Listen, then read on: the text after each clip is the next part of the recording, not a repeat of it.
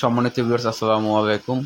দেশ ও দেশের বাইরে যে যেখান থেকে আমাদের ভিডিওটি দেখতেছেন সকলকে অসংখ্য ধন্যবাদ আমাদের সাথে থাকার জন্য। আজকে আমরা যাইতেছি গাউসিয়া থেকে একটু সামনে আড়াই হাজার গ্রামে।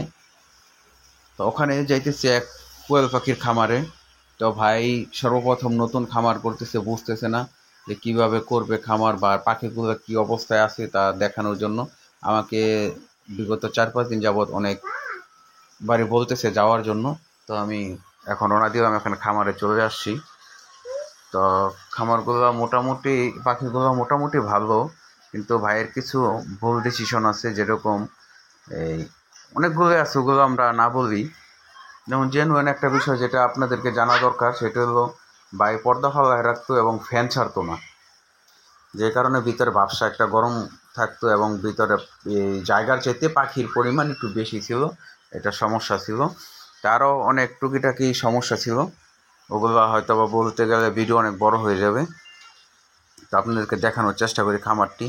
আর অনেকেই চিন্তা করেন বা অনেকে আমাকে কমেন্টে বলবেনও যে ভাই আপনি খামার দেখান, এই খামার দেখে কী লাভ বা এর মাঝে কী শিকার আছে, আপনি তো কিছু বলবেন না শিক্ষার মতো, যেটি অনেক ভিডিও আছে শিক্ষার মতো কিছু বলবেন না। ভাই শিক্ষা এরকম একটা জিনিস, আপনি যে জিনিসটা দেখতেছেন হয়তো বা আপনার খামার থেকে ওই খামার করার পজিশন, তারপরে আপনার ওই খাবার দেওয়ার পজিশন, পানি দেওয়ার পজিশন, ডিম ওঠানোর কোয়ালিটি, সব কিছু মিলে নতুন কোনো কিছু শেখার চেষ্টা করবেন। খামার করতে গেলে একটা কথা মাথায় রাখতে হবে, নতুন কিছু শেখার চেষ্টা করতে হবে 100%, তাহলে আপনি খামারে আপডেট কোনো জিনিস আনতে পারবেন। এর জন্য চেষ্টা করবেন আমার সব ভিডিওগুলো দেখার জন্য। আমি বিভিন্ন খামারে যাই, নতুন নতুন অনেক ধরনের জিনিস দেখাই, যে অনেকগুলো জিনিস আছে যে এরকম আপনি চিন্তা করতেছেন কিন্তু এরকম হয় কি না আপনার ধারণা নাই, কিন্তু হয়তো এরকম যদি এটা দেখেন তবে আপনি শিওর হতে পারবেন যে না এটা হয়, বা এইভাবে করতে চাইতেছি, এইভাবে সমস্যা ওইভাবে করলে ভালো হবে, এই জিনিসগুলো বুঝতে পারবেন। এখন এই যে এখানে পাখি আছে আপনার এই 7,500। আর এই যেই বিষয়টা বলতেছি, যে খাঁচা বানাইছি, যে খাঁচাগুলো সম্পূর্ণ টাকাগুলো উনি লস করছে, এরকমভাবে খাঁচা হয় না। যেই খাঁচা বানাইছে আমার চাইতে লম্বা খাঁচা, তো একটা মানুষ কীভাবে খাবার পানি দিবে, কীভাবে ডিম কালেকশন করবে, এতে করে খুবই সমস্যা হয়ে যাবে। তবুও করে ফেলছে যেহেতু, তো এরকম না যে হইব, কিন্তু জায়গার পরিমাণটা অনেক বেশি লাগবে, এতে করে আরো সমস্যা, জায়গাটা বেশি লাগবে, এছাড়া অন্য কোনো সমস্যা নেই। আর এই যে এখানে আপনার যে 4তলার যে খাঁচাগুলো বানাইছে, এখানে আপনার প্রচুর বড় বড় গ্যাপ দিছে।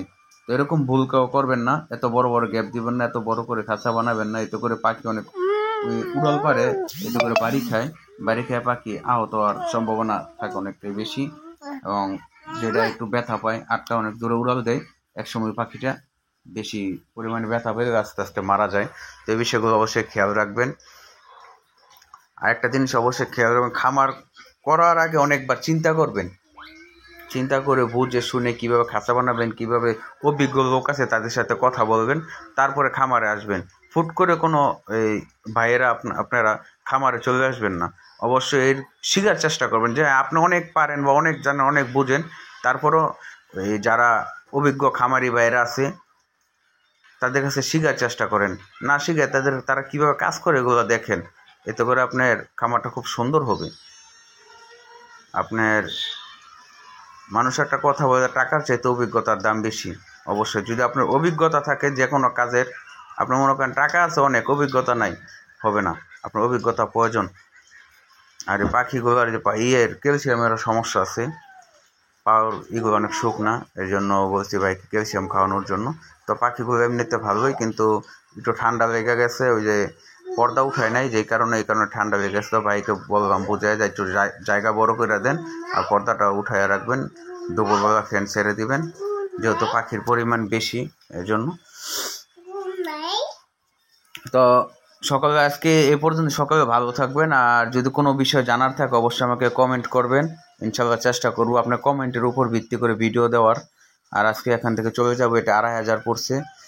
তো আপনাদের যদি কারো খামারে কোনো সমস্যা হয় তো আমাকে জানাতে পারেন। ধন্যবাদ সকলকে।